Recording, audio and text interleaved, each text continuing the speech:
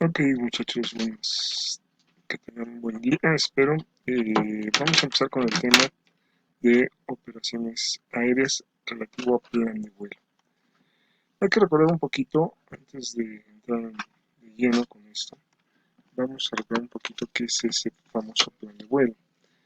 La definición como tal nos dice que es una información especificada que respecto a un vuelo que tenemos proyectado como parte de un vuelo de un avión, se somete a las dependencias de los servicios de tránsito aéreo. Es decir, el plan de vuelo es esa información que se presentará ante las autoridades competentes que contiene información relativa a un vuelo en cuestión.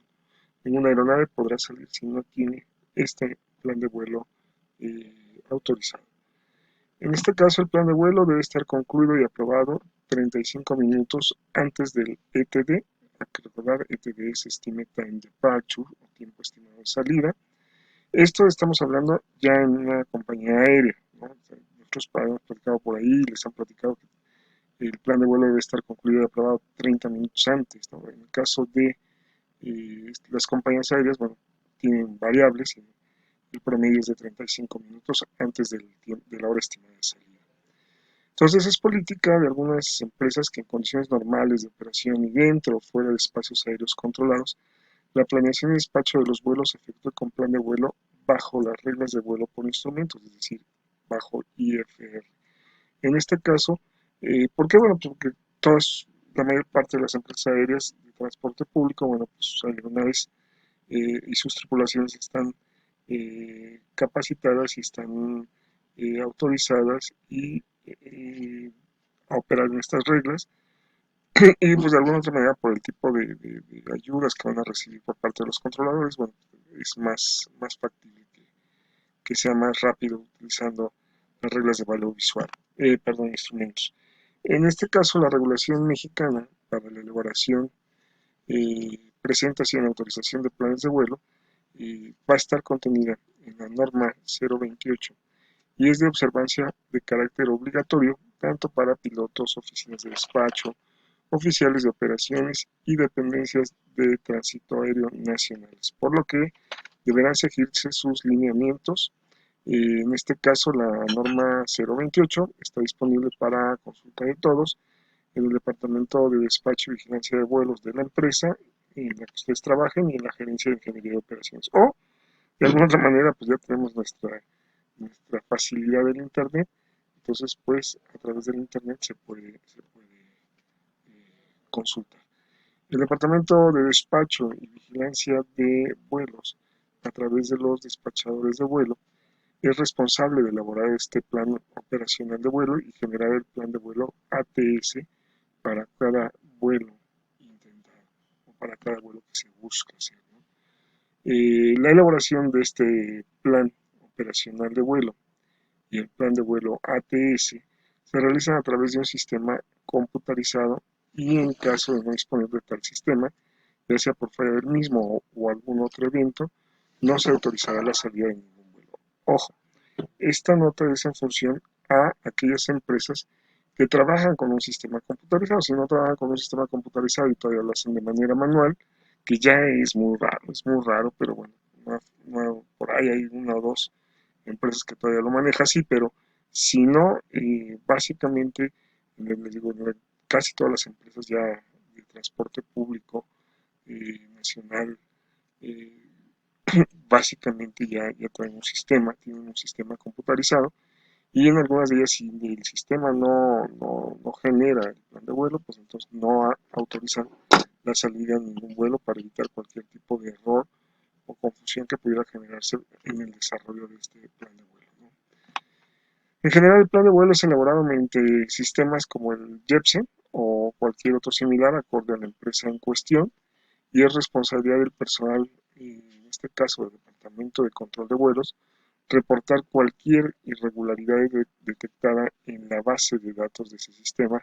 ¿Para qué? Pues para que se actualice o se corrija o se modifique, ¿no?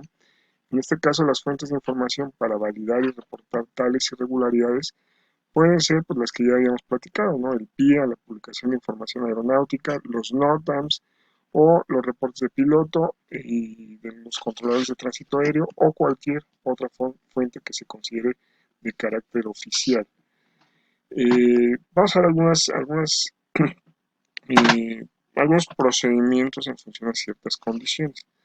Tenemos el cambio de plan de vuelo por diferencia en el peso cero combustible real con el peso cero combustible planeado. Eh, Cuando el peso cero combustible real, zero fuel weight, el manifiesto del peso y balance, sea mayor o menor a una tonelada con respecto al peso cero combustible que originalmente se consideró para calcular el plan de vuelo, el oficial de operaciones que elaboró el peso y balance solicitará por un mensaje a través del sistema CITA o un nuevo plan de vuelo o la reautorización a operaciones con el Zero Fuel Weight real. Esto para que sea todo en función de lo que está ocurriendo en ese momento, ¿no? En este caso, el peso cero combustible real puede variar con respecto al peso cero combustible planeado, pues porque o no llegó carga, o llegó carga de más, o no llegaron pasajeros, o llegaron pasajeros de más. Entonces, básicamente estos cambios de última hora, bueno, son los que se tienen que hacer o reportar si la diferencia es mayor de una tonelada, ¿no? Eh, lo anterior, pues, debe ser solicitado antes de pedir la carga de combustible para el vuelo, de preferencia, ¿no? En el caso que ya se haya cargado el combustible y solicitado inicialmente y cuando el Zero Fuel Well real o final sea menor al considerado en el plan de vuelo, pues ya no es necesario hacer las modificaciones porque, bueno, pues porque al final del día el real es más bajo, ¿no? Habría que hacerlo cuando el peso real sea mayor. De alguna manera, este procedimiento cuando es mayor, pues implica cambios en el gradiente y en los rendimientos del avión. Entonces, por esto sí se tiene que hacer cuando sea mayor. Cuando sea menor, el procedimiento no debe generar ninguna afectación operacional bajo ningún concepto, ¿no?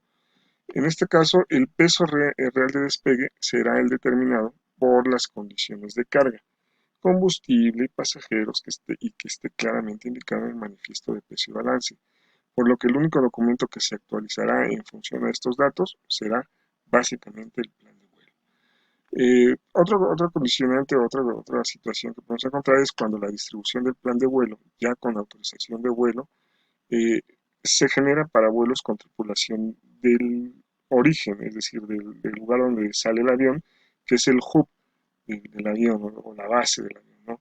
El plan de vuelo y demás papelería necesaria únicamente del primer tramo a realizar será entregada en oficina de despacho de vuelos y control operacional a los pilotos. Cuando los vuelos con tripulaciones de origen fuera de su estación hub, bueno, pues en este caso, el plan de vuelo y demás papelería necesaria para el despacho únicamente del primer tramo se realizará y se enviará por medio del sitio web de Jepsen, en este caso pudiera ser a la oficina de la estación con la anticipación establecida para que lo tengan allá las tripulaciones y el departamento de operaciones. En caso de falla de este medio, el envío se realiza por medio de correo electrónico, fax o mensaje cita. El plan de vuelo y demás papelería necesaria para el despacho deberán ser presentados por el personal de operaciones al capitán al mando de la aeronave en tiempo y forma. Básicamente, no generar una demora por la falta de información o la falta de documentación, ¿no?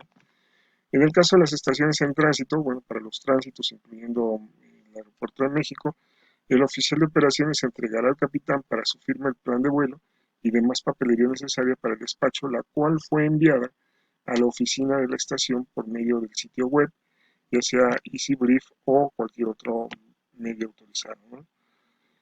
Este es parte de lo que recibimos cuando es el plan de vuelo ya computarizado, digital. Eh, Básicamente lo vamos a ir desglosando por partes. Ustedes tienen por ahí en su material ya está un plan de vuelo. Si quieren ir señalando, pues bueno, vamos a ir viendo. Aquí vamos a ver en la parte uno, que es la parte, eh, digamos, del encabezado.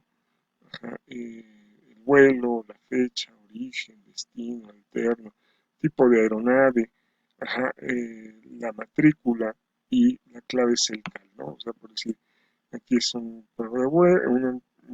prueba, la fecha es 8 de agosto del 2014, el vuelo es México, va a Lima, reglas IFR, el alterno está aquí, es el aeropuerto, la aeronave es un 737-800, la matrícula Alfa Mike Golfo y el código CELCAL, esta papa que ve al hotel, ¿no? Vamos a ir desglosando, ¿no? Aquí te dice la primera parte, tenemos los datos generales que son flight, número de vuelo, date, fecha del vuelo del mes, día y año, aeropuerto de origen con las siglas IATA OASI, que es el aeropuerto del destino con las siglas IATA y OASI, IFR, reglas de vuelo por instrumentos, en este caso esta compañía aplica IFR, podría ser si fuera otra que está considerando las reglas BFR, pues ahí se pondría si el tramo será volado IFR o BFR. Luego ALTN, que es el aeropuerto alterno, las siglas se llaman en IATA y OASI de la misma forma. Luego el tipo de aeronave, Aircraft Type, y luego tenemos REG, que es la matrícula del avión, que va a ir nada más los tres dígitos o las tres últimas siglas, que es realmente la matrícula, y luego viene el código de la llamada selectiva de la aeronave, que va a ir en 4 letras, ¿no? Básicamente. En el renglón 2 tienen ustedes la abreviatura Romeo Tango Eco, que es el código de la ruta seleccionada.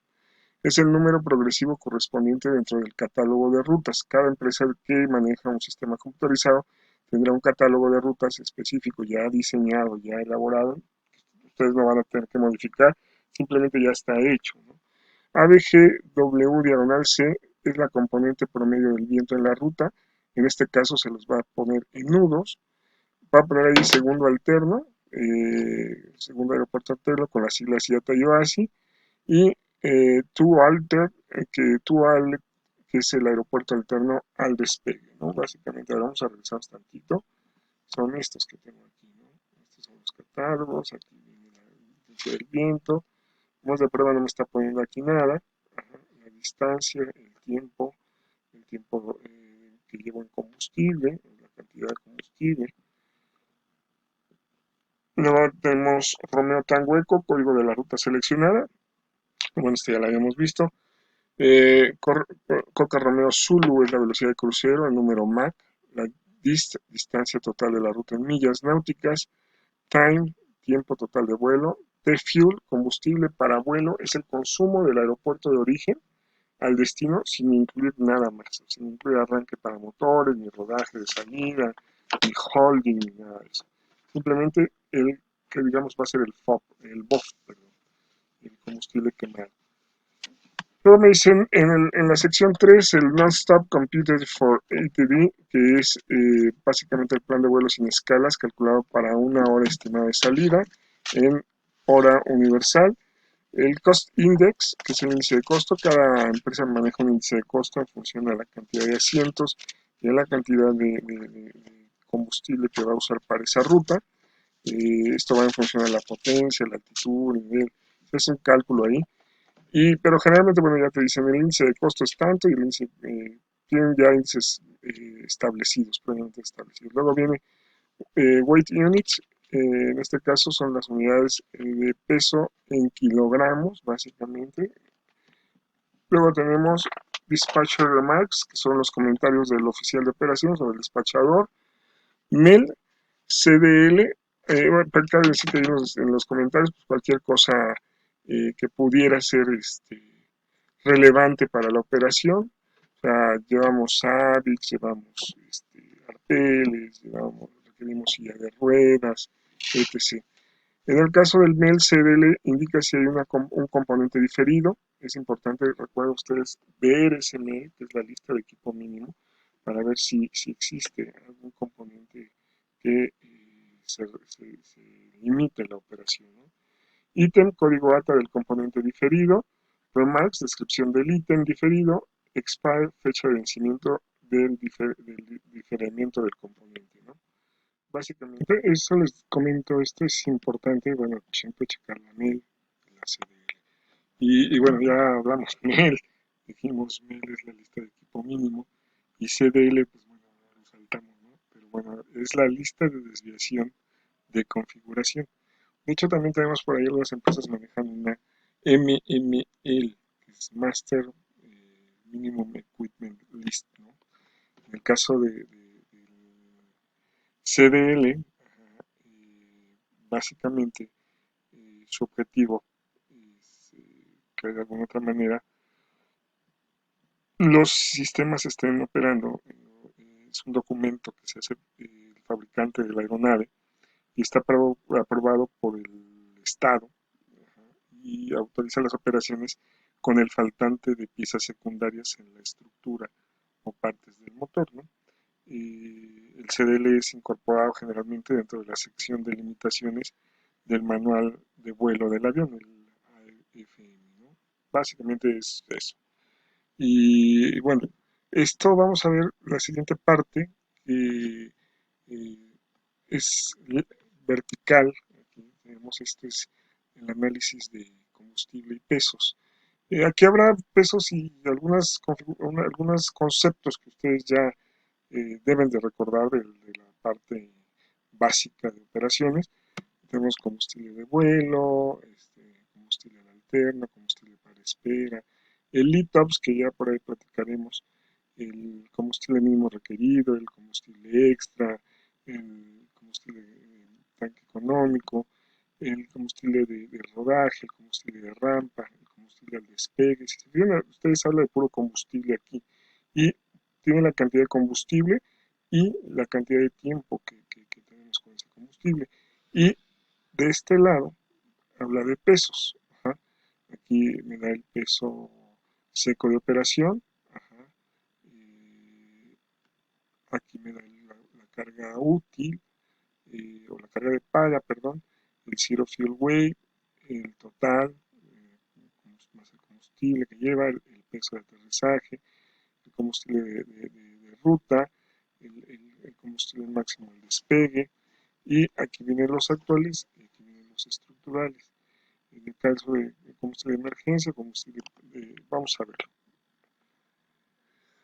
Aquí tenemos el análisis de combustible, todo se maneja en kilogramos, la autonomía son horas y minutos. Aquí es importante, y sí que ya lo vimos por ahí en algún manifiesto que hicieron, que ustedes estén conscientes, bueno, de los unidades que se están manejando, son kilogramos, son libras, y principalmente también en los pasajeros, ¿no? Si los van a manejar en kilogramos o los van a manejar en libras, ¿no?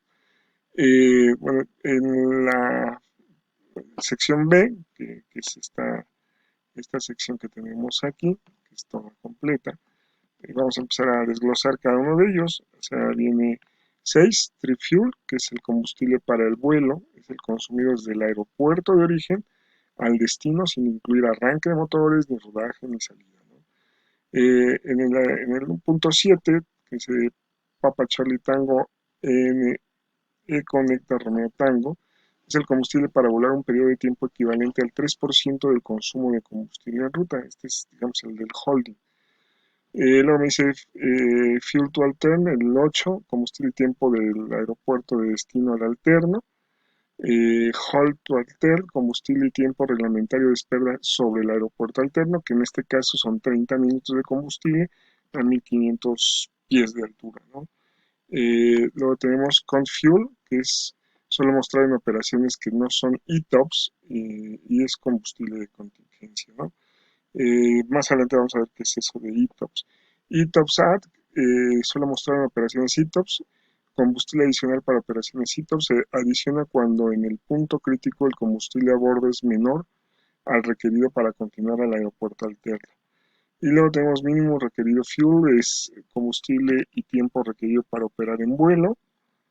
Extra fuel, que es el combustible adicional por alguna contingencia, condiciones meteorológicas adversas y o agregadas a discreción del piloto al mando. Econ Tank Fuel, combustible preferencial. Take-off Fuel, combustible de despegue y autonomía, ¿no? Esto se da en tiempo, ¿no? Luego tengo Taxi Fuel, combustible para arranque de los motores y rodaje. Ojo, aquí está considerado arranque de motores y rodaje. Ramp Fuel, que es el combustible total en rampa. Tenemos también los pesos operacionales que están calculados con los límites estructurales de peso en kilogramos. Ya los habíamos hablado, peso seco de operación, peso de la carga de paga, peso cero combustible, que sería la suma de los conceptos 17, 18 y debe ser menor al del concepto 19 alfa, ¿sí? Vamos a irnos un poquito para atrás. Aquí tenemos el 19 alfa, que es este. Aquí lo que decíamos tiene que ser menor que este tiene que ser menor que y este tendrá que ser menor que ¿no? Como referencia, bueno, para ya los tienen ustedes ahí. Eh, venimos por acá. Luego me dice Trip Fuel, combustible para el vuelo, es igual al concepto 6 de la sección B. Gross Takeoff Weight es el peso total de despegue, la suma de los conceptos 21 y 22, que deberá ser menos que 23 alfa. Gross Tau, que es el peso máximo de despegue estructural. Emergency Fuel, mismo combustible que el Hold to Altern, concepto 9 de la sección B. Y D-Fuel, combustible mínimo para continuar a un alterno, que es la suma del Con-Fuel y los conceptos 8 y 9, ¿no? También tenemos por acá, se nos había pasado, es en este caso el Zero Fuel Weight, peso máximo del combustible estructural, total de reserva de combustible, el peso de aterrizaje, que es la suma de los conceptos 19 y 20, y debe ser menor que el concepto 21 y alfa, y el landing weight, que es el peso máximo de aterrizaje estructural. Aquí recuerden ustedes que son los pesos básicos que ustedes ya tienen que tener dominados, ¿no? O sea, el cero combustible, el peso seco de operación, el cero combustible, el peso en plataforma, el peso de despegue, el peso de aterrizaje, ¿no? Con sus respectivas variantes. Eh,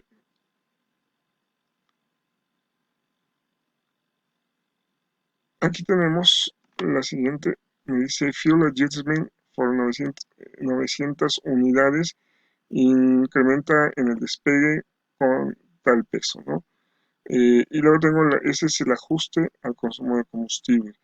En el caso del valor del ajuste del consumo de combustible en ruta por incremento en el peso de despegue, pues bueno, este es lo que nosotros tenemos que corregir, ¿no? En el caso de esta parte, si ustedes se fijan, aquí ya viene la ruta, ajá, México por la 5 Alfa es la salida, hasta el Boro Cuautla, de ahí por la Upper Julita 39 hasta Oaxaca, luego la Upper Lima 308 hasta el REN y de ahí hasta el aeropuerto de destino. En este caso, me da el perfil de altitudes, ajá, de México 350, Gendix 370, Italia 390 y REN 370. Este espacio es para el ATIS y este es para las autorizaciones que recibe el piloto, ¿no? A ver, vamos a ver aquí en el paso del perfil de ruta, me dice ahí descripción de la ruta planeada a seguir, ya la vimos, descripción de los niveles de vuelo, altitud profile, LATIS, anotaciones de LATIS, ese es texto libre, ATC clearance o desviaciones de ruta propuesta o restricciones de nivel, también es texto libre, eso lo pasan directamente los pilotos, ¿no? Y aquí tenemos los modos de operación, ¿no? Los distintas variables que tiene. En el caso de los modos operacionales están en la llave F y vamos a analizarlos. Ahí tenemos el Cost Index, el índice de costo para la operación. Ya habíamos comentado que este es fijo o variable dependiendo del tipo de operación que sea y viene por manual, ¿no? By book. En el número 32 tenemos el climb o velocidad de ascenso. En 33 tenemos la velocidad de crucero, máxima velocidad de crucero, que es MSC, ajá, Maximum Speed Cruise. Y Descend, el perfil de velocidades de descenso. En el número 35, 30 minutos volar a velocidad de espera o holding. To altern, que es el 36, es la velocidad de vuelo al alterno. En el caso de Long Range Cruise, ajá, de largo alcance, crucero de largo alcance, que es una modalidad que se puede manejar para el ahorro de combustible, ¿no? Luego viene en la sección G el plan de vuelo secundario, en este caso, número 37 me indicará velocidad índice de costo, nivel de vuelo, fuel, combustible de vuelo, tiempo total de vuelo, como T, tiempo total de vuelo del destino al alterno, AWC, la componente promedio del viento en nudos, el TOW, peso de despegue, la distancia planeada, ¿no? Esto es cuando hay algún cambio, ¿no? Aquí por decir tengo la información de ETOPS, ETOPS, ¿no? Ustedes van a decir, ¿qué es ETOPS? Bueno, Es básicamente una técnica y una autorización que deben tener las aeronaves que son bimotores para poder operar sobre el océano y de manera segura contar con un aeropuerto alterno en todos los puntos de la ruta. ¿Sí? Pero bueno, ya hablaremos un poquito más adelante de eso, ¿no? Aquí viene la información ETOPS. Ajá, esta compañía obtiene vuelos sobre océano y entonces, bueno, pues ellos manejan estas condiciones de ETOPS, ¿no? De hecho, están autorizados para ETOPS, ¿no? Si no, no tendrían la posibilidad de manejarlo. Aquí me dice ETOPS time, indica el tiempo de ETOPS requerido para volar la ruta planeada, es decir, se especifica la ruta que se va a volar y el tiempo. El route altern, lista de aeropuertos alternos en la ruta. Suitable es aeropuerto alterno más conveniente en ruta, con sus siglas OASI, ya sea from, to, periodo dentro del cual debe estar disponible el aeropuerto alterno con objeto de utilizarlo con el pronóstico de tiempo y los NOTAMs correspondientes en UTC, ¿no? Aquí es importante que si las rutas ya de largo alcance, pues sí tengamos bien a la mano los pronósticos de tiempo y los NOTAMs actualizados para ver si no ponemos en riesgo la aeronave, porque imagínense ustedes va cruzando el Atlántico o el Pacífico y resulta que pues no, el aeropuerto tiene algún problema y el aeropuerto que nosotros consideramos que era el alterno para esa sección o para esa parte de la ruta, pues resulta que está cerrado. Imagínense, pobres, ¿qué pasaría? Pues una desgracia. Entonces hay que tener cuidado con eso. Luego tenemos en el punto 40 el combustible suficiente para volar el tramo más crítico en el peor de los escenarios. Es decir, aquí calculamos siempre sobre lo más crítico, ¿no? Parece que de alguna otra manera estamos volando bien, pues estamos por debajo de los problemas, ¿no?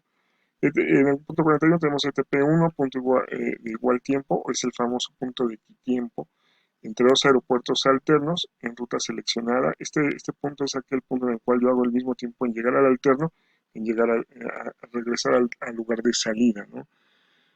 Tenemos MROC Segu, que es aeropuertos alternos en ruta. Ahí se pone, en este caso, la latitud. Pues tenemos Néctar norte, 11 grados 20 minutos. Latitud del ETP. Y oeste, 89 grados 18 minutos. Longitud del ETP. Luego tenemos la distancia en millas náuticas del ETP. O sea, acuérdense que punto de equitiempo, ETP. A los acuérdense que su maestro es medio flojo, ¿no? Es ETP. A los aeropuertos alternos en ruta, y Whiskey Charlie, que es componente de viento, al punto de igual tiempo a los aeropuertos alternos en ruta, ¿no?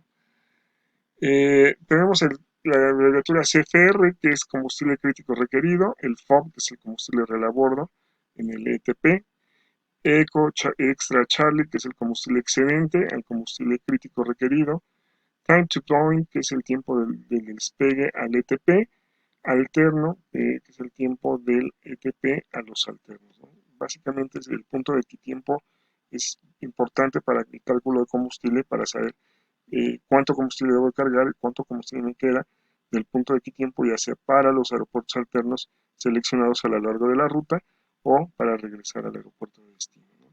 Eso, aclaro, son condiciones ITOPS, ¿no? Aquí tenemos en la llave I información de rampa y despegue. Aquí dice to time, ramp time, rampe, tow, ¿no? To time es la hora de despegue, ramp time es la hora de salida de rampa, ramp F es el combustible en rampa que se cargó, el tow en el cual que se cargó el avión, el tow peso de despegue, ¿no? Ya saben, take off weight, ¿no?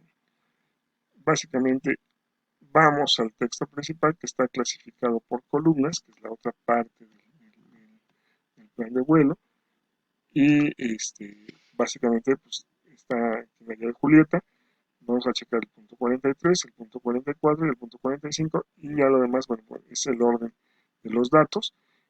Aclaro, es la ruta, el desglose de la ruta México, Cuautlan, TOC, Time of Climb o Top of Climb, Oaxaca, Huatulco y vienen los demás datos.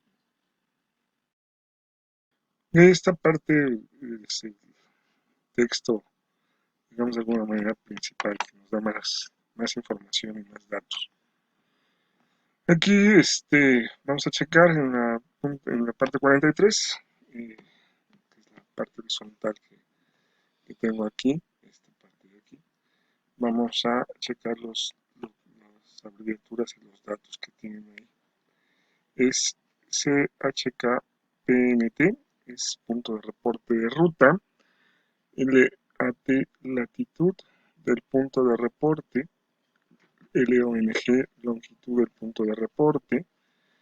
Temp, temperatura ambiente al nivel del vuelo, en grados Celsius. P es más, M es menos, la temperatura más, la temperatura menos. Tango Papa, la altitud de la tropopausa. Whisky Sierra, cizallo vertical de viento por cada 1000 pies de altitud, si existiera. Lima Eco Golfo, distancia parcial de tramo en millas náuticas. Elap Distance, distancia total acumulada en millas náuticas. ER, campo para anotar la hora estimada o reestimada sobre el punto de notificación. Cuando se genera la hora, bueno, pues me dicen voy a pasar sobre tal punto a tal hora, y a lo mejor por viento, por condiciones de tráfico no paso esa hora, entonces ahí tengo que poner la hora reestimada, ¿no?, sobre ese punto, ¿no? Fuel usage, que es el consumo parcial de combustible en el tramo, en kilogramos, recuerden ustedes, es la unidad de peso en kilogramos, ¿no? Que por decir, muy sencillo, tenemos Cuautla, ajá, aquí están las coordenadas de Cuautla, ajá, básicamente esta es la latitud, esta es la longitud, la temperatura aquí es más 0, digamos que por ahí en meteorología que es 0.5, pero la redondean. Aquí wind shear 1, tiempo de distancia de la pierna, ajá, es de 40 millas, tengo 40 millas también de distancia. Este es el combustible que se ha gastado y así vamos por ahí. Vamos ahora a la parte de abajo, ¿no? Esta es nada más la parte delantera, la parte superior, perdón. Luego viene la parte inferior que corresponde a esta parte, que por decir frecuencia, nivel de vuelo. Aquí por decir aquí me dice que está ascendiendo, ascendiendo, ascendiendo. Y aquí ya alcanzó el nivel de vuelo de 350, ¿sí? Vamos a ir checando esa parte. Que me dice en la sección 44, frecuencia, frecuencia de la radioayuda, nivel de vuelo en cientos de pies, MSA, altitud mínima de seguridad en cientos de pies, MAG CRS, curso magnético en grados, MAG HDG, rumbo magnético en grados, wind, la dirección y velocidad del viento, Whiskey Charlie, ya saben ustedes, componente parcial del viento, P es más, M es menos, TAS es la velocidad de nudos, que, bueno, que genera el avión, GS es la velocidad, que esta es la que me interesa, absoluta en nudos, porque esta es la que me determina el tiempo real de vuelo y el consumo real de combustible. Tiempo de la pierna, tiempo del tramo parcial, ajá, en horas y minutos. El tiempo total acumulado en horas y minutos. ATEO, que es la hora real sobre el punto de reporte. Ajá, debe ser registrada esta por los pilotos y comparada con la que se supone que es estimada.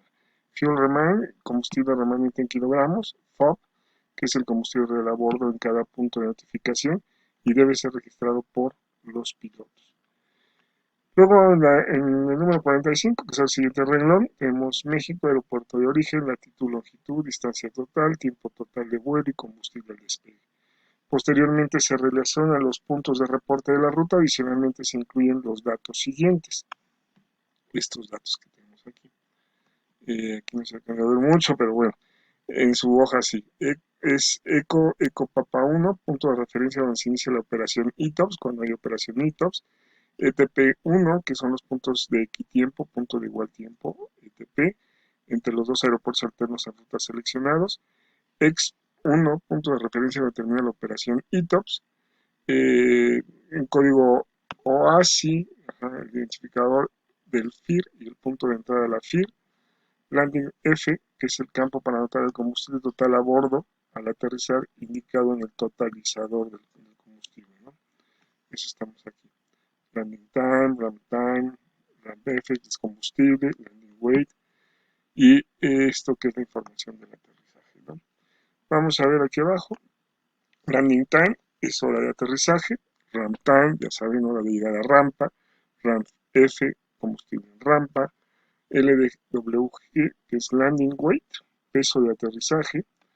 Luego tenemos la información del aeropuerto alterno, se presenta primero la descripción de la ruta y enseguida los datos de los aeropuertos alternos principal, main altern, y secundario, second altern, los cuales son presentados de la siguiente manera.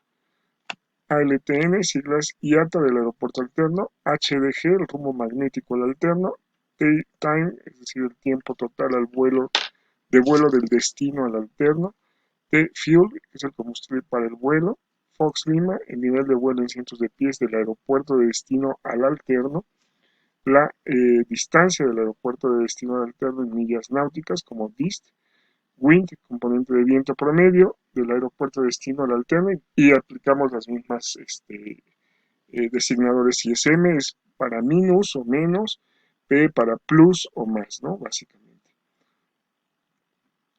Aquí lo tenemos, este es básicamente el plan de vuelo para activar en el ATC, en el Centro de Control de Tránsito Aéreo, ¿no?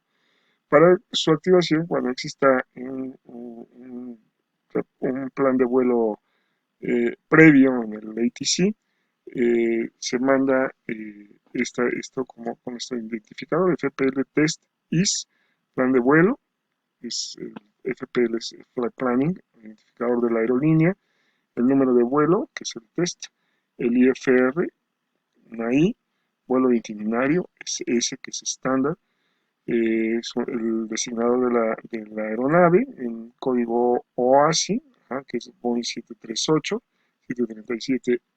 737-800,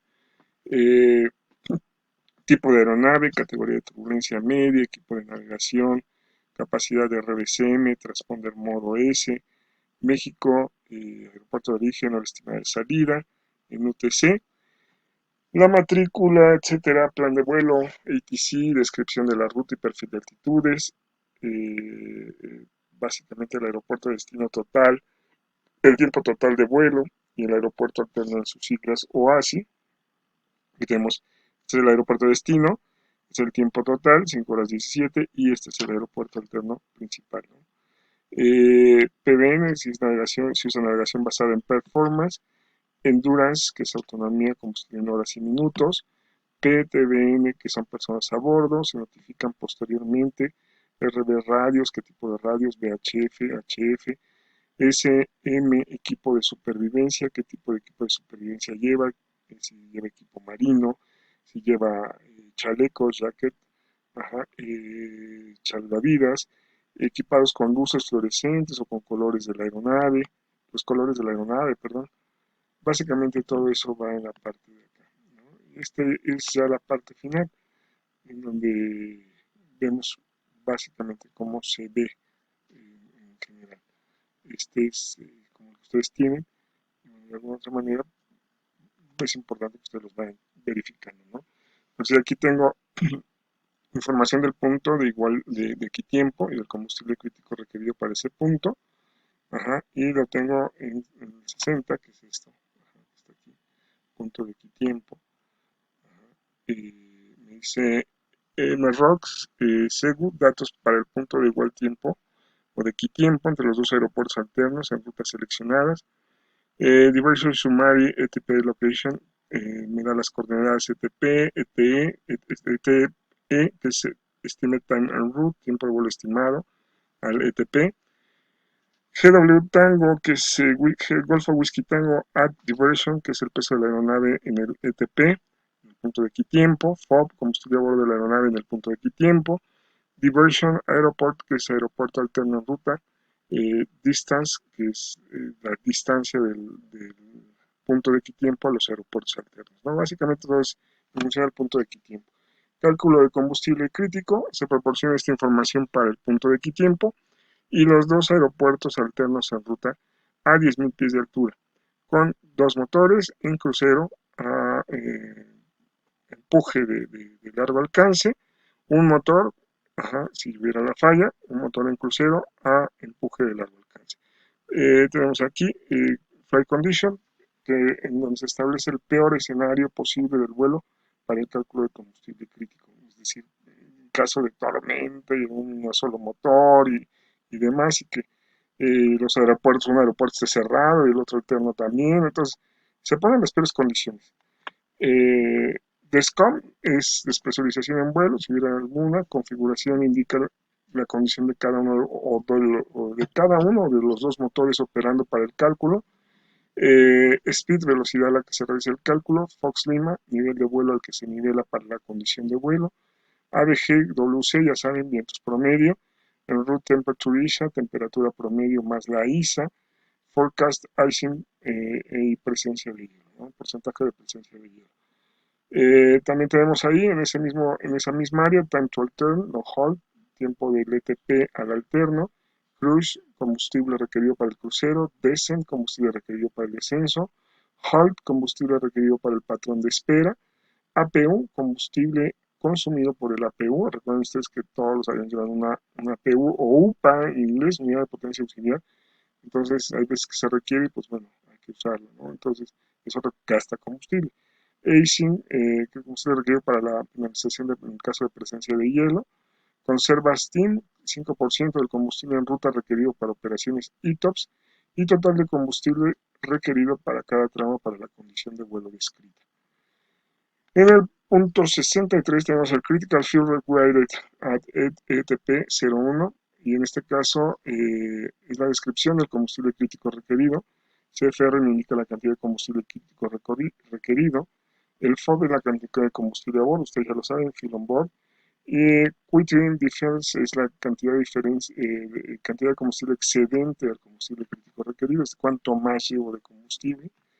Y por último tenemos los datos finales, ¿no? Que en este caso, en el punto 64 me indican la vigencia del plan de vuelo basado en la validez de la información meteorológica en función a la hora del tiempo universal coordinado. NAM me da las millas náuticas, que es la distancia a recorrer en función de la componente del viento. Y por último, el centro meteorológico a utilizar. Recuerden, whisky extra siempre va a ser weather, ¿no? O sea, ese siempre me va a dar información meteorológica o algo relativo a la información meteorológica. Aquí tenemos eh, la afirmación, centro meteorológico a utilizar, acuso de recibo que esta autorización de vuelo incluyendo condiciones meteorológicas. Me he enterado de los últimos NOTAMs y considero que todos los factores reúnen las condiciones apropiadas para este vuelo y lo conduciré de acuerdo con los procedimientos establecidos en la técnica de vuelo y de acuerdo al plan de vuelo correspondiente. Firma del capitán, número de licencia, aquí viene la firma, la hora, y en este caso se autoriza la ejecución del vuelo descrito en este documento de acuerdo con la información detallada en el plan de vuelo correspondiente y, oh sorpresa, firma del despachador, ajá, y la hora. Es decir, los dos son solidarios en función a que el vuelo se desarrolle en las mejores condiciones posibles, con la seguridad al máximo y de la manera más eficiente posible.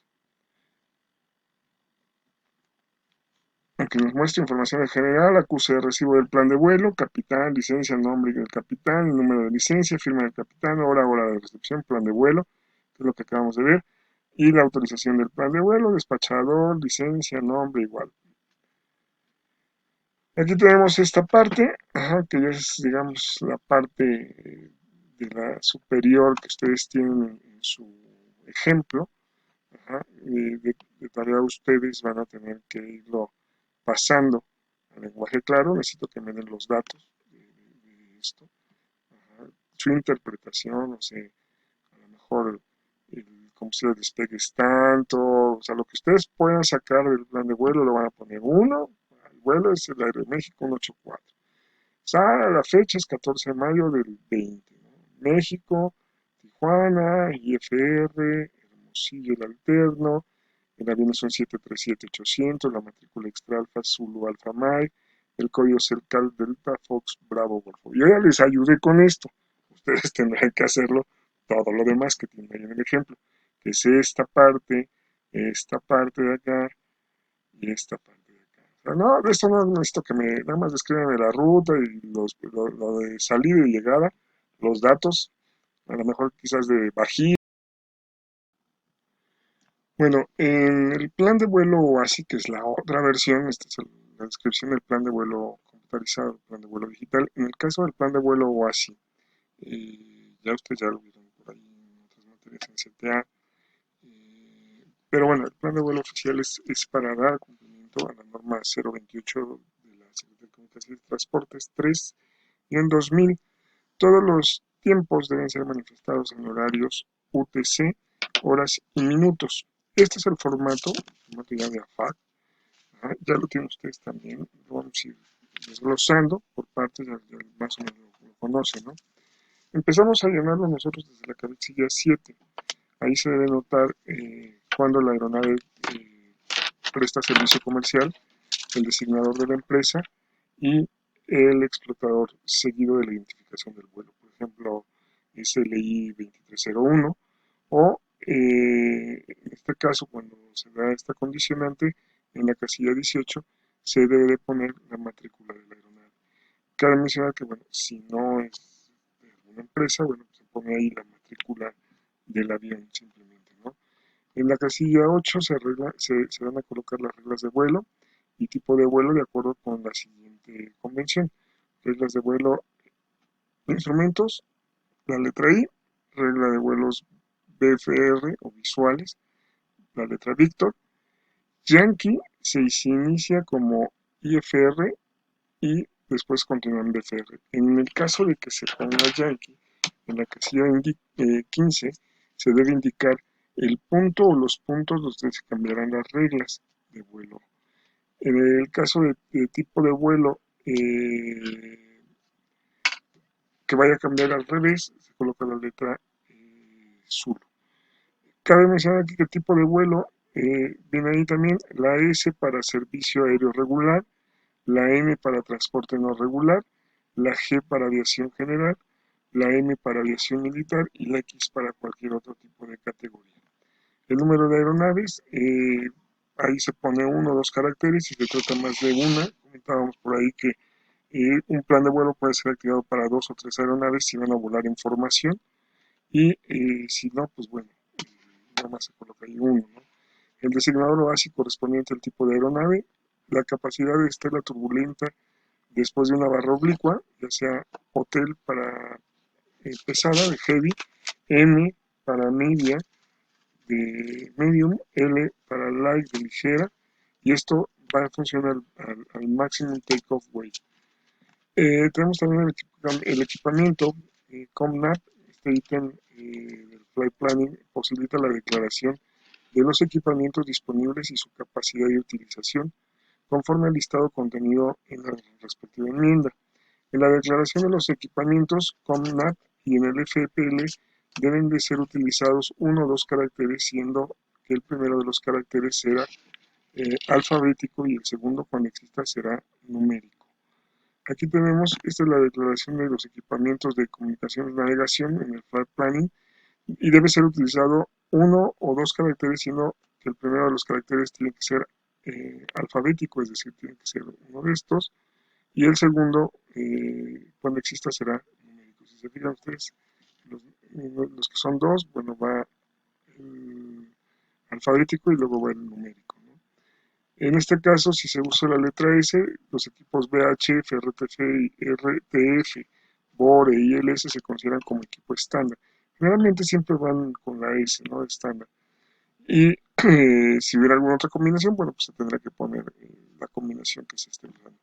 En la casilla 13 se coloca el aeródromo de despegue y ahora para los casos en que la aeronave despegue de un helipuerto o aeródromo sin designador o así, asignado, el piloto colocará las cuatro Zulus en el lugar y en el ítem 13 del Flight Planning especificará en la casilla 18 después del indicador DEP el primer punto de la ruta o radioayudas donde va a entrar a un área de control. En la casilla 15 se anota la ruta. Se posibilitará que los puntos de una ruta puedan ser definidos también utilizándose como referencia una marcación magnética o una distancia en relación con un punto significativo que ya está definido por coordenadas geográficas.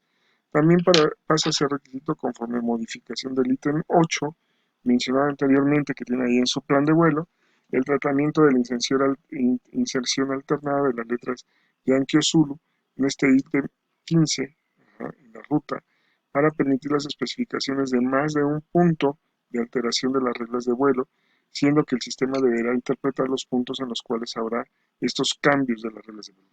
Recuerden, Si voy de IFR y luego cambio a BFR, le voy a colocar la letra Yankee. Y si voy de BFR y después a IFR, voy a colocar la letra Zulu. En este punto se especifica en qué parte se prevé que se van a cambiar las reglas de vuelo, ¿no? En la casilla 16, el indicador OASI del aeródromo de destino, seguido sin separación del tiempo total previsto. Anote los indicadores OASI de no más de 2 aeródromos de alternativa separados por un espacio. Ya ustedes tienen la lista de los aeródromos que vienen en IATA y en OASI, de los aeródromos nacionales. En el caso de los internacionales, pues habrá que buscarlos. También tiene ahí algunos internacionales. Y hay que recordar que en el aspecto de los altímetros, de los aeródromos alternos, eh, son dos y siempre consideramos el combustible para el más remoto.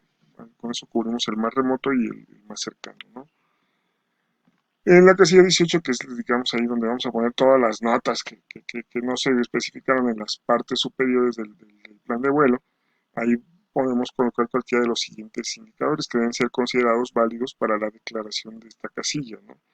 En este caso, podemos poner STS, PBN, NAP, COM, DAT, SUR, DEP, cualquiera de estas para especificar alguna modificación que no, o algún dato que no apareció en la parte superior del plan de vuelo. Como pueden ser, en este caso, la secuencia presentada más arriba deberá ser obedecida a la hora de rellenarse la casilla 18 del Flight Planning, siendo que la utilización del indicador no especificado por la enmienda pueda generar un rechazo en un procesamiento incorrecto o una pérdida de la información a través de la AFTN, ¿no? Y del ATN. El carácter especial guión no podrá ser utilizado en el ítem 18 y el empleo de barra diagonal solamente será permitido después de cada indicador. Las siguientes razones para tratamiento especial por un órgano ATS. Aquí vamos a empezar a ver algunos, ¿no? Este es el indicador STS diagonal. Y en este caso dice, las siguientes razones por tratamiento especial para un órgano ATS podrán ser declaradas después del indicador STS. Otras razones deberán ser especificadas con el uso del indicador Romeo Mike Kilo diagonal, ¿no? Aquí tenemos algunas. Alt RB, vuelo operado en conformidad con una reserva de altitud. ATFMX, vuelo autorizado con exención de medidas ATFM por autoridad ATS competente. FFR, combate de incendios. FLTC Charlie Kilo, inspección en vuelo. HAZMAT, vuelo transportando material peligroso. Hazard Material. HET es vuelo con estatus de jefe de Estado, presidencial. OSP para vuelos médicos declarados por autoridades médicas. Recuerden que todos estos llevan una OSP diagonal, diagonal, ¿no? Un vuelo realizando misión humanitaria. MARSA es para vuelo en el cual un órgano militar asume la responsabilidad de la separación de la aeronave militar. MEDEVAC, evacuación médica de emergencia con riesgo de vida. Non-RBCM, vuelo no aprobado para RBCM, reducción vertical de separación mínima, con intención de operar en un espacio RBCM. SAR, vuelos que participan en misiones de búsqueda y salvamento, Search and Rescue. State, vuelo que participa en servicios militares, aduaneros o policiales. Indicador NAP nos da otros datos relativos al equipamiento de navegación distinto a los especificados con el indicador PBN, conforme requerido por la autoridad ATS competente, podrán ser declarados después de NAP diagonal, como por ejemplo los recursos de aumentación del GNSS o la utilización del espacio separando dos o más métodos de aumentación, PBN, NAP, cualquiera de estos. Indicador COM, las aplicaciones o capacidades de comunicación no especificadas en el ítem 10 deben ser declaradas después del indicador COM. El indicador DAT da las aplicaciones o capacidades de datos no especificadas en el ítem 10 y deben ser declaradas después del indicador DAT diagonal. Indicador SUR, las aplicaciones o capacidades de vigilancia no especificadas en el ítem 10 deben ser declaradas después del indicador SUR.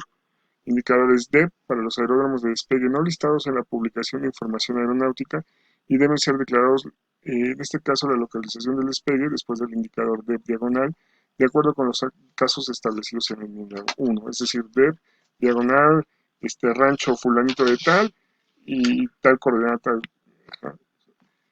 Indicador DEST, básicamente lo mismo para los aeródromos de destino no listados en la publicación de información aeronáutica. que deben ser declarados en la localización del destino, después del indicador DES, de acuerdo con los casos establecidos en la enmienda 1. El indicador DOF es para la puesta en funcionamiento del tratamiento de planes de vuelo presentados con más de 24 horas y hasta 120 horas de antelación. Es decir, se puede hacer este plan de vuelo presentado con esta antelación siempre y cuando se coloque el indicador de DOF, ajá, para aplicarle la puesta en marcha, ¿no? de la realización del vuelo.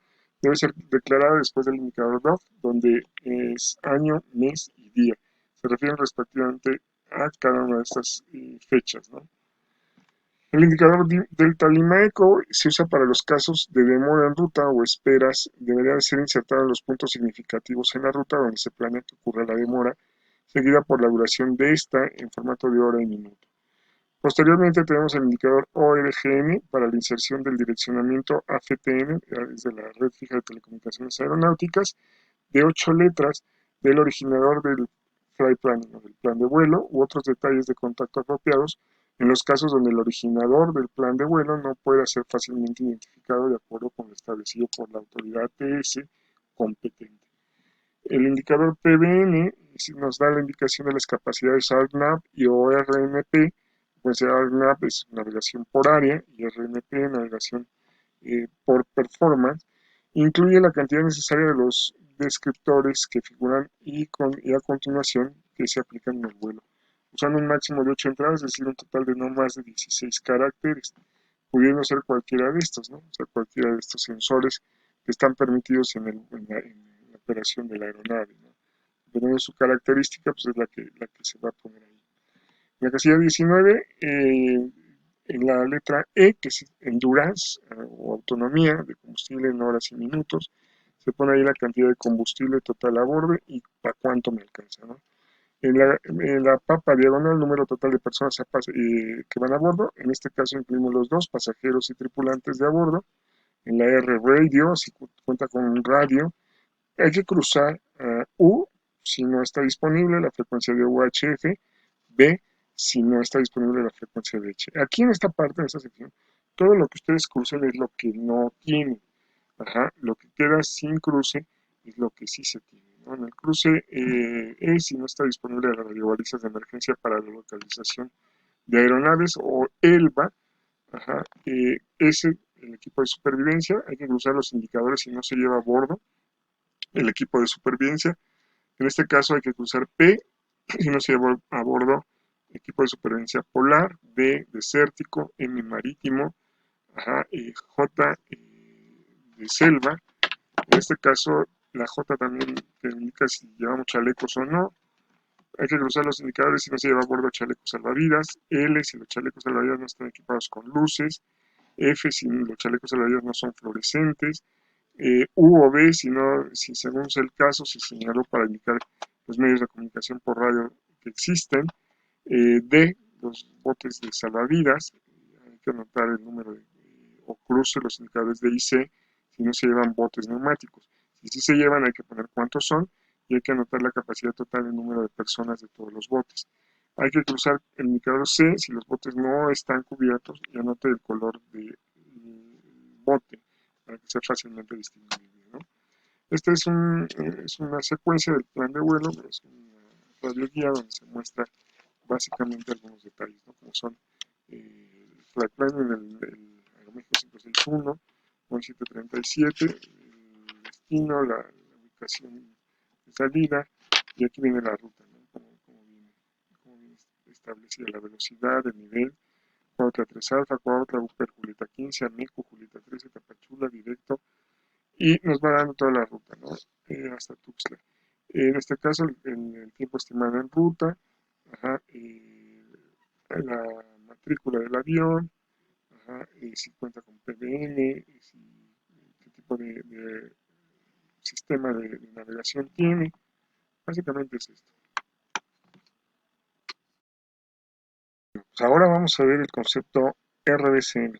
Ya por ahí lo habíamos platicado, por ahí lo habíamos visto. ¿Qué es un RDCM? Bueno, es Reduced Vertical Separation Minimum o separación vertical mínima reducida. El RBCM es un concepto aprobado por la OASI para reducir la separación vertical entre aeronaves de 2.000 pies o 600 metros, a 1000 pies o 300 metros, para los niveles de vuelo comprendidos entre 290 y 410, ambos inclusive. En este punto, queda esta es la configuración, ¿no? Nosotros hablamos que de 290 a 410 el espacio se reduce a 1000 pies, cuando en la generalidad, o sea, debería de ser de 2000 pies entre espacio y espacio. Aquí por eso tengo 290 en este sentido y 2000 pies arriba, 310 hacia este lado, 330, 350, 370, 390, 410 en espacios no RBCM a partir de 290. Ya en un espacio RBCM se optimiza el espacio y la separación se convierte de 1000 en 1000 pies. Si ustedes se fijan, aquí tengo 290, 300, 310, 320 y respetando los estándares de pares y nones, ¿no? En este caso aquí ya no se respetan pares y nones. Esta es la parte de la transición. Cuando hay aeronaves que están exentas, bueno, pues entonces se toman estos niveles para que ellas puedan volar en espacio RDCM y no estén capacitados. A finales de los años 50 se reconoció que era necesario aumentar por encima de determinado nivel de vuelo la separación vertical mínima o vertical separation minimum, prescrita de 300 pies o de 300 metros, perdón, o 1000 pies, debido a que a medida que aumenta la altitud disminuye la precisión de los altímetros barométricos. Esto dio origen a que en 1960 se estableciera una vertical separation minimum de 600 metros o 2000 pies, esto por seguridad, entre aeronaves por encima del nivel 290.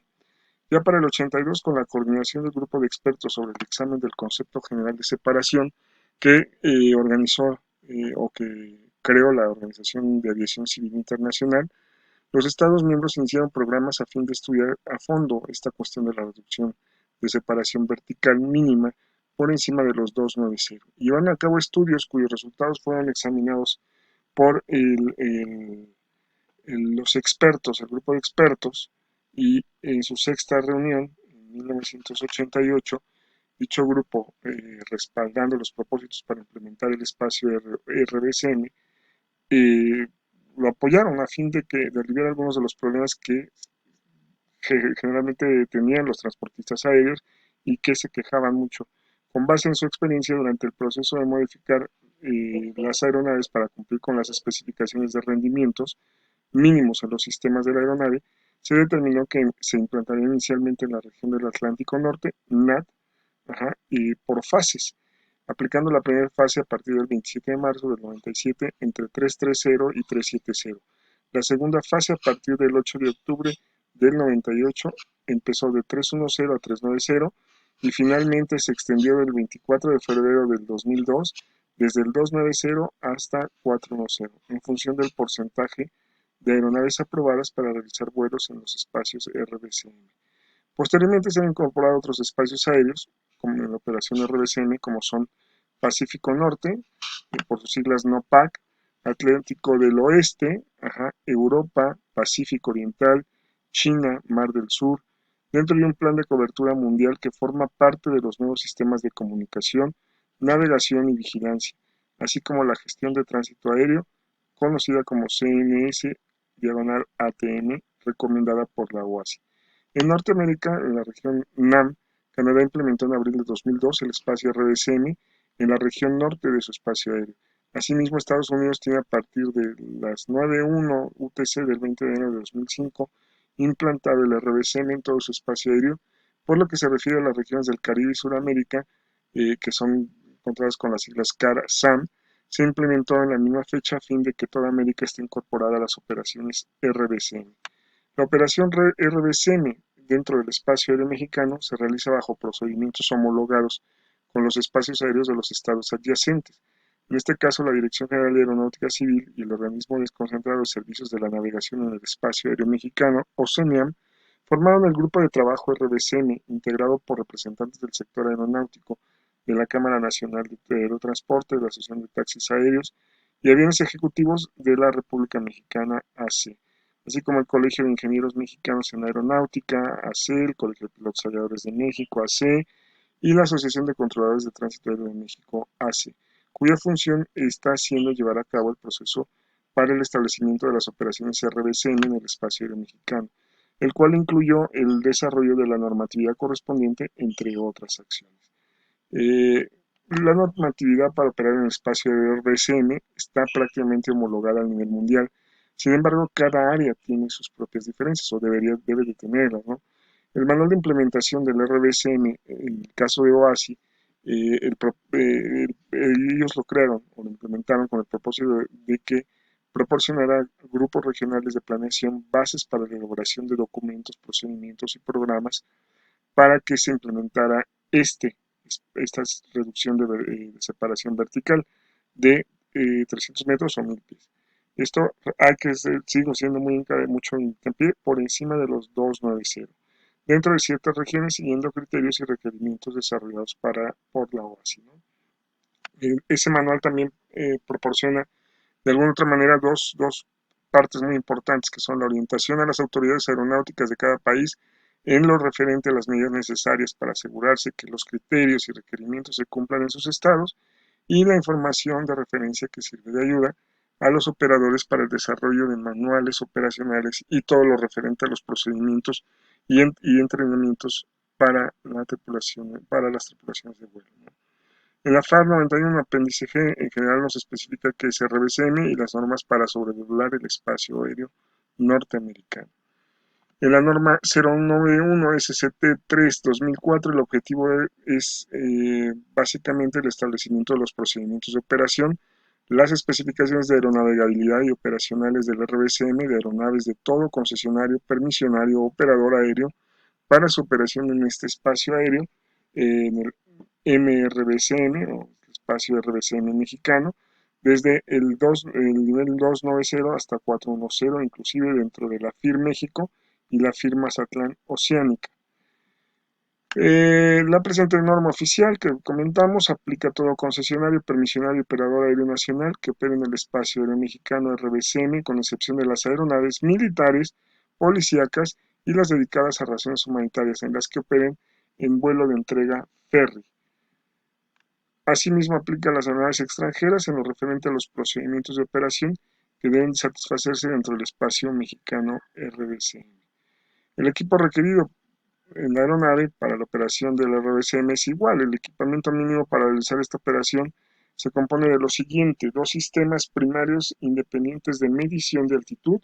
Cada sistema debe estar constituido por los siguientes elementos: fuente o sistema estática de acoplamiento cruzado con protección contra hielo si está situado en zonas expuestas a la presencia del mismo, un equipo para medición de la presión estática detectada convirtiéndolo en altitud barométrica y presentación de la misma a la tripulación de vuelo, un equipo que proporcione la señal codificada digitalmente correspondiente a la altitud barométrica presentada para la generación automática de informes de altitud, un sistema de corrección de error si se requiere cumplir con los criterios de disposiciones anteriores según proceda, y señales referenciadas de la altitud seleccionada por el piloto para el controlador y para el control de avisos automáticos. Perdón, estas señales deben obtenerse en un sistema de medición de altitud y en todos los casos que permita que se cumpla con cualquier criterio de salida de control, altitud y alertas de altitud. El sistema de alerta de desviación de altitud debe generar una alerta cuando la altitud presenta a la tripulación de vuelo se desvíe de la altitud seleccionada en un umbral nominal. Para aquellas aeronaves cuya solicitud de certificación tipo se presentó antes del 9 de abril de 1997, el valor nominal, recordemos un poco, del umbral no puede ser mayor de más o menos 90 metros o más o menos 300 pies, ¿no? En el caso de las aeronaves cuya solicitud se presentó en o después del 1 de enero del 97, el valor no puede ser mayor de más o menos 60 metros o más o menos 200 pies. De hecho, la tolerancia global en los equipos en la implementación de estos valores nominales no puede ser mayor de más o menos 15 metros o más o menos 50 pies. Ya habíamos platicado de esto. Debe instalarse con un mínimo sistema automático de control de altitud con capacidad para mantener la altitud que cumpla con los criterios establecidos en el numeral 2.4 de la presente norma.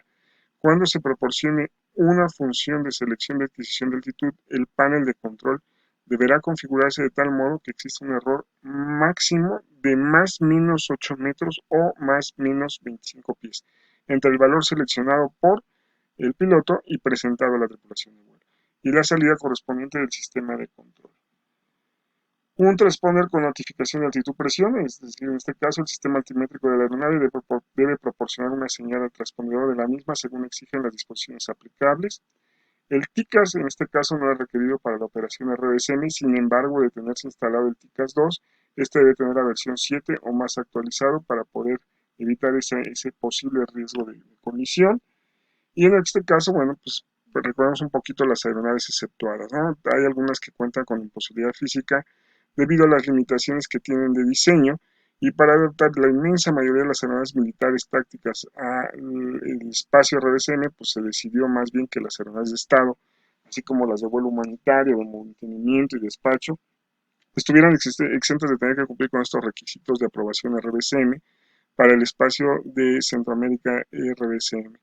En el espacio aéreo, cuando opera una de estas aeronaves, debe de mantenerse una separación vertical mínima de 600 metros o 2000 pies respecto a cualquier otra aeronave IFR, aunque se espera que el número de aeronaves de Estado y los vuelos humanitarios y de mantenimiento y despacho sin aprobación dentro del espacio aéreo sea muy pequeño, no debe subestimarse el impacto de la gestión de tales vuelos sobre la carga de trabajo de los controladores, porque al final de cuentas ellos llevan mucho de la carga de trabajo por esta reducción, por esta no reducción.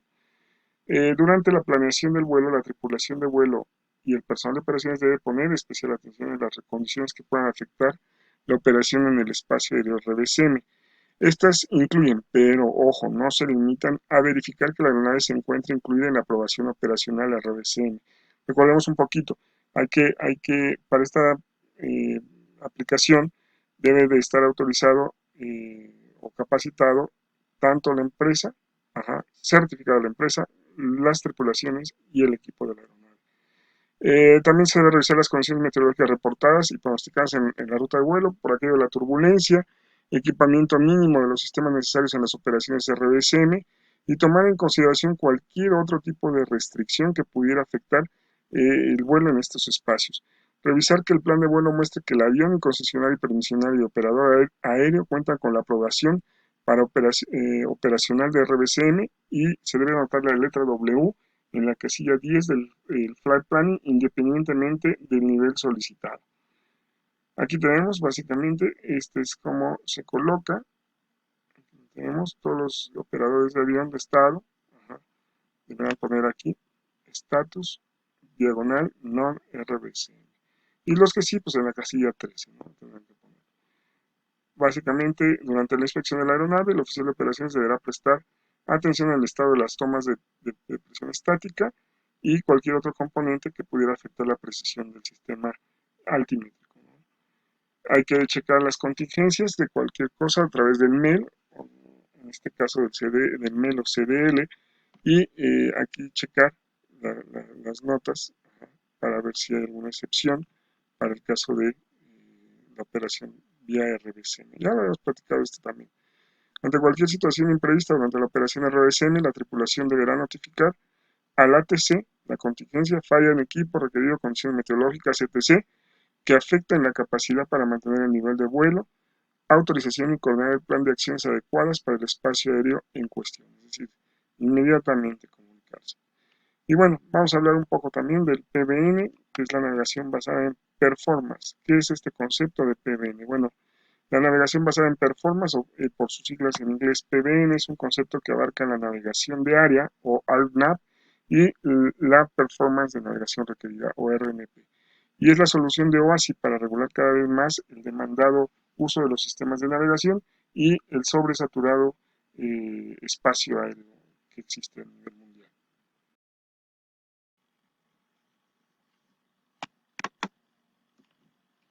Dentro del PBN existen especificaciones RNAV y especificaciones RNP.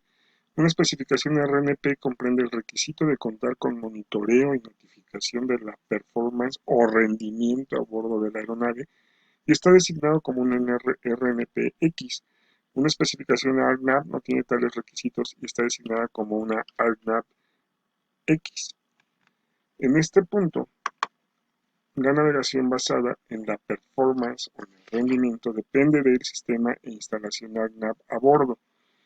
de las aeronaves aprobadas para cumplir con los requisitos funcionales y de performance establecidos para la operación ARNAV y RNP en un espacio aéreo determinado, y el cumplimiento por parte de las tripulaciones de vuelo de los requisitos operacionales establecidos por las entidades reguladoras para las operaciones ARNAV o RNP. Un concepto definido de espacio aéreo que incluye operaciones ARNAV o RNP y la disponibilidad de una infraestructura de ayudas para la navegación. En este caso, la utilización de PBN requiere necesariamente de dos aprobaciones: la aprobación de aeronavegabilidad, que trata exclusivamente sobre la aprobación de las aeronaves, y la aprobación con operacional, que se encarga del aspecto operacional que debe cumplir el operador e incluso la misma aeronave. Las aprobaciones las otorga la DGAC, en este caso la FAC, y aplican para una fase específica de la operación misma, que puede ser de tres tipos: para operaciones en ruta, operaciones en TMA, utilizando SIDS y STARS, o sea, salidas y llegadas codificadas, y aproximaciones IFR. En este caso, el ARNAV 5 es una especificación de navegación que puede ser utilizada por la parte inicial de un STAR, un Standard Arrive, fuera de 30 millas náuticas y arriba de la MSA, o Minimum Safe Altitude. Y 1A significa que la limitación de navegación se limita a STARS, o sea, Standard Arrives, o SIDS, que son Standard Instrument Departure, solamente. 1 Bravo significa que el área de aplicación puede ser usada después del ascenso inicial en caso de una aproximación fallida solamente. 1 Charlie significa que más allá de 30 millas náuticas del punto de referencia del aeropuerto, en este caso el ARP, el valor de exactitud para alertamiento es de 2 millas náuticas. En este caso, básicamente, el sistema me permite, dependiendo de cuál sea el tipo, el área, operar en determinadas áreas, ¿no? Vamos a ver también, ubicar un poquito el concepto de ETOPS, que ya lo platicábamos allá atrás. En este caso son operaciones de alcance extendido con aviones bimotores. En 1953 se adoptó el FAR 121.161, que establecía que, a menos que sea autorizada otra cosa por la autoridad basada en el rendimiento del avión a ser utilizado, ningún poseedor de certificado podrá operar aeronaves de 2 o 3 motores, excepción hecha por las aeronaves de 3 motores turborreactoras, sobre una ruta que contenga un punto más allá de 1 hora de vuelo en condiciones de viento calma a velocidad normal de crucero con un motor operativo de un aeropuerto. Estamos hablando de áreas marítimas, ¿no? Esta regla de los 60 minutos permaneció vigente y aplicaba incluso a los aviones con 3 motores turborreactores hasta el año del 64, que se impusieron restricciones a los aviones de 2 motores, limitando la planeación de rutas, debiendo tener aeropuertos alternos a 1 hora de distancia a lo largo de toda la ruta. Sin embargo, la reglamentación establecida en 1953 se basó en la confiabilidad de los motores de émbolo en la década de los 40 y 50. Hoy en día la confiabilidad de los motores es 50 veces mejor que la que se tenía en los años 50, definitivamente. Entonces, el anexo 6 de la OASI, sección 4, decimal 71, decimal 1, establece que, salvo que el Estado del explotador haya aprobado de manera específica la operación, ningún avión con solo 2 grupos de motores de turbinas se explotará en una ruta en la que el tiempo de vuelo a velocidad de crucero con un motor operativo esté inactivo hasta el aeródromo de alterno en una ruta adecuada y que excede el umbral autorizado de 60 minutos por el estado del explotador. En junio del 85, la FAA emitió la AC 120-42 y en dicha circular se reevaluó la capacidad de los motores y se reconoció la confiabilidad de los mismos. Se extendió el tiempo máximo de desvío a 120 minutos de distancia de un aeropuerto alterno adecuado. La filosofía que maneja la FAA fue evitar los desvíos a través de nuevas normas de diseño para el conjunto del planeador motor, así como prácticas de mantenimiento. Y en caso de presentarse el desvío, asegura que se realizarán de manera segura mediante una planeación de vuelo adecuada, así como una capacitación a las tripulaciones. En diciembre de 1988, con la experiencia y resultados satisfactorios obtenidos en la aplicación de las reglas de 120 minutos de ETOPS, se estableció una revisión alfa a la circular 120-42, con la que se incrementó el tiempo de desvío a 180 minutos de distancia de un aeropuerto alterno adecuado. En 2002, la DGAC mexicana estableció las reglas de operaciones ETOPS aplicables a los operadores mexicanos a través de la CO, circular obligatoria, Alfa Víctor 03, diagonal 06R1. En esta se establece que un medio para obtener la aprobación para que aviones de dos motores vuelen sobre rutas que contengan un punto alejado más de una hora de tiempo de vuelo a velocidad normal de crucero con un motor inoperativo. Esto considerando viento calma de un aeropuerto adecuado. Se incluyen criterios específicos para desviaciones de 75, 120 o 180 minutos de un aeropuerto adecuado. La aerolínea deberá obtener la aprobación de sus autoridades aeronáuticas para realizar vuelos ETOPS. La aerolínea deberá demostrar a la autoridad aeronáutica aplicable que puede operar el avión en forma segura bajo las condiciones ETOPS. Puede mantener el avión y motores en la configuración aprobada en un alto nivel de confiabilidad. Cuenta con programas de mantenimiento y rendimiento para las operaciones ETOPS y cuenta con un programa de capacitación al personal. Asimismo, que pueda realizar un vuelo de validación y que cuenta con las autorizaciones respectivas en sus especificaciones de operación. La aprobación de operaciones ETOPS se incluyen las especificaciones de operaciones mediante una enmienda que contiene las limitaciones apropiadas como son combinación planeador-motor, matrículas autorizadas, restricción de altitud, tiempo y velocidad máxima de desvío, aeropuertos autorizados, así como rutas y limitaciones autorizadas. Aquí tenemos, con el ETOPS se cubre casi todas las partes marítimas. Hay algunas aquí las que están en azul, son las que no. Son las más allá de los 180 minutos que resultan no operativas para aviones bimotores, ojo, son no de aviones bimotores. Cabe mencionar por ahí que la primera de autorización ETOPS de largo alcance la consiguió el Boeing 777, ¿no? Es una maravilla de avión. En este caso, el fabricante de la aeronave debe obtener de la autoridad aeronáutica aprobación para el diseño típico aplicable a la combinación de un avión y motor. El fabricante deberá demostrar que su fuselaje y el sistema de propulsión para algún avión en particular pueden alcanzar un suficientemente alto nivel de confiabilidad en servicio de manera que pueda llevarse a cabo operaciones de alcance extendido seguras. Se deben obtener aprobación en forma separada para cada combinación de avión y motor. La aprobación de una combinación avión-motor se basa en la relación a nivel mundial de paros de motor en vuelo, IFSD por sus siglas en inglés. Para tal combinación, la relación límite ha sido establecida por la FAA en 0.05 cortes de motor en vuelo por cada 1000 horas de motor. Para ETOPS de 120 minutos, 0.2 por cada 1000 horas de motor. Y para ETOPS de 180 minutos, en este punto, 75 minutos se pueden obtener aprobaciones. 75 minutos. Se pueden obtener aprobaciones para operaciones ETOPS de 75 minutos con poca o ninguna experiencia en alguna combinación avión-motor. Algunas consideraciones son el número de aeropuertos alternos a lo largo de la ruta, propuesta, la calidad del servicio del CTA, las comunicaciones y las condiciones meteorológicas normalmente esperadas para esa ruta. En el caso de los 120 minutos, la aprobación ETOPS de 120 minutos depende de los requisitos más rigurosos.